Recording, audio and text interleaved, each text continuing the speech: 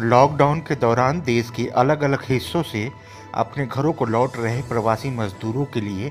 Congress party द्वारा बसें उपलब्ध कराए जाने के बाद उत्तर प्रदेश की सरकार द्वारा बसों को चलाए जाने की अनुमति न दिए जाने और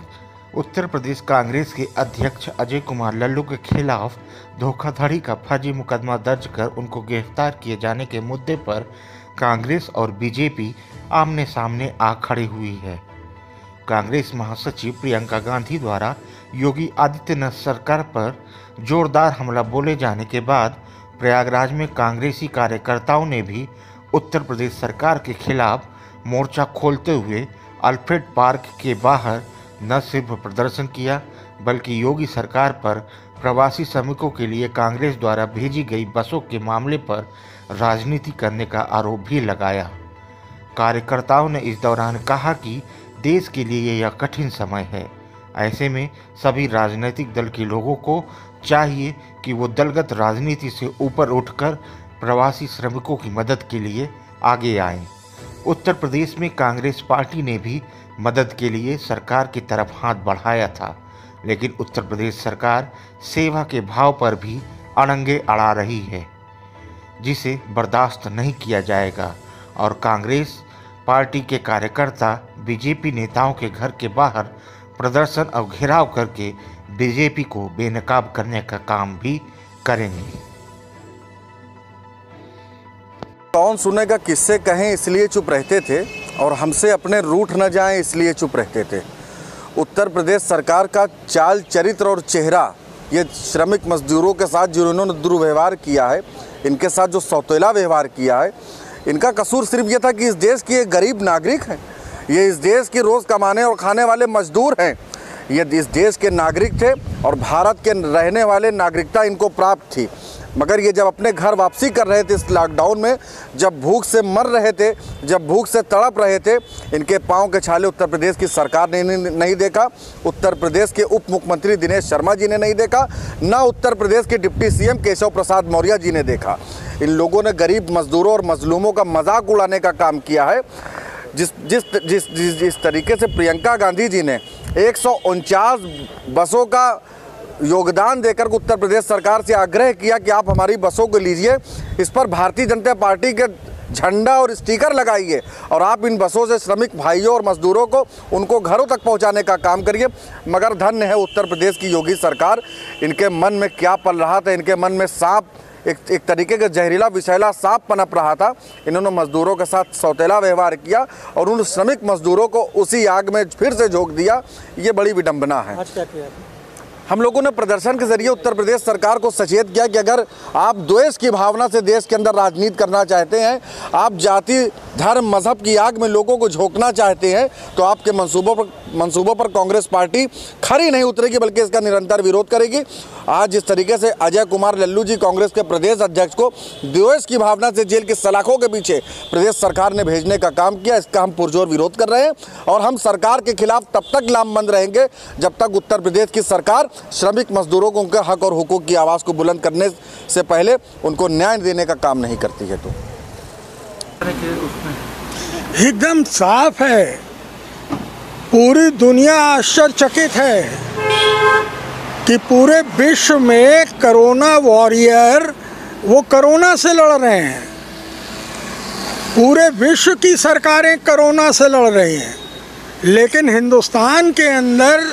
भारतीय जनता पार्टी की सरकार वो प्रियंका गांधी जी से लड़ रही है। क्या तमाशा है। हमारे पास जो है न्यू जर्सी से फ़ोन आया, हमारे पास लंदन से हमारे मित्र ने फ़ोन किया कि भैया तुम्हारे यहाँ जो है कोरोना से लड़ाई चल रही है कि प्रियंका गांधी से लड़ाई चल रही है। और तो और तमाशे की बात देखिए कि योगी जी प्रथम चरण में प्रियंका जी के जो है आग्रह को उन्होंने मान लिया कि ठीक है 1000 बस की हम परमिशन दे रहे हैं आपको। योगी जी के अंदर मैंने लिखा कि जो है भाई लगता है महंत अभी जिंदा है, मैंने फेसबुक पे लिखा, काफ़ी लोगों ने तारीफ़ किया। लेकिन योगी जी की परमिशन देने के बाद दिल्ली में बैठे महायोगी जी ने जो है, लगता है योगी जी को डांटा बहुत जोर, कह रे ये क्या बेवकूफ़ी कर रहे हो, तुम नेहरू फैमिली की बेटी के जाल में फंस गए हो, तुम तुरंत परमिशन वापस लो। तो हमें तो लग रहा है योगी जी में और मोदी जी में भी झाम फंस गया है इलाहाबादी शब्दों में, कि जो है तुमने परमिशन कैसे दिया, योगी जी को बुला के डांटा, तो योगी जी ने आनंद फानन में परमिशन वापस ले लिया। अब सुना है कि कांग्रेस हमलावर होने जा रही है। देखिए, ये बस की तो कोई इसमें राजनीति होनी नहीं चाहिए, क्योंकि हमारे जो मज़दूर भाई हैं वो एक लॉकडाउन 2 लॉकडाउन से परेशान होके और व्यथित होके अपने घरों से निकले थे, और उनकी संख्या काफ़ी है। ये सरकार उतना प्रबंध कर नहीं पा रही थी,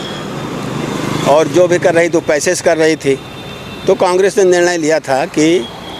मज़दूरों को लाने के लिए हम लोग भी उसमें योगदान करें, सहयोग करें। तो ये जो 1000 बसें थी, ये प्रियंका गांधी जी ने अपने रिसोर्सेज से, चूँकि यहाँ के प्रभारी हैं वो, तो उन्होंने यूपी के लोगों के लिए एक प्रबंध किया था, और उसमें बाकायदा इनसे अनुमति भी मांगी थी, इन्होंने अनुमति भी दे दी थी। कि पता नहीं ऐसा कौन सा सवाल आया जिस पर ये लोग जो है परेशान हो गए। और हमको लगता है कि ये जो बस की राजनीति की सियासत हुई है, तो इस सियासत में इनका संताप है। इनको लगा कि कांग्रेस मुफ्त में ला रही है, ये लोग उनसे पैसा ले रहे हैं। तो अगर पैसा ले रहे हैं तो जो बाकी भी, मान लीजिए हम लोग 1000 बस करेंगे, और भी जो लोग आएंगे वो भी कहेंगे हमको भी 1900 ले चलिए। तो ये विचार इनके अंदर कहीं से उत्पन्न हो गई, और वही कारण है कि इन्होंने उसको रोकने की कोशिश की, और तमाम ऐसी जो ओछी हरकतें हैं उसको करके उन्होंने रोक दिया। इससे मज़दूर भाइयों को भला नहीं हो पाया जो कांग्रेस करना चाहती थी। और इसी को लेके अब चूँकि अजय कुमार लल्लू राष्ट्रीय प्रदेश के अध्यक्ष हैं, वो वहाँ पर गए थे कि जहाँ पर ये खींचतान चल रही थी, तो उनको गिरफ़्तार किया, फिर दोबारा गिरफ़्तार किया कि फर्जी इन्होंने जो है रिपोर्ट दे दिया। तो फर्जी रिपोर्ट तो चलिए यहाँ पे उन्होंने जो दिया जाने अनजाने में, वो तो जब जांच होगा तब पता चलेगा। लेकिन आप लोगों को भी मालूम है, आप लोगों के ही माध्यम से हम लोगों ने भी जाना है कि पीपीई किट्स और वेंटिलेटर्स जो गुजराती कंपनियों ने और कंपनियों ने चाइना से खरीद के ले आए इस महामारी के दौरान में, इस विकट परिस्थिति में, उसमें काफ़ी फर्जी पाए गए। अब क्या इन्होंने उन पीपी किट जो इन्होंने फर्जी सप्लाई किया या गलत सप्लाई किया, निब्ध कोड का सप्लाई किया, उसको गिरफ्तार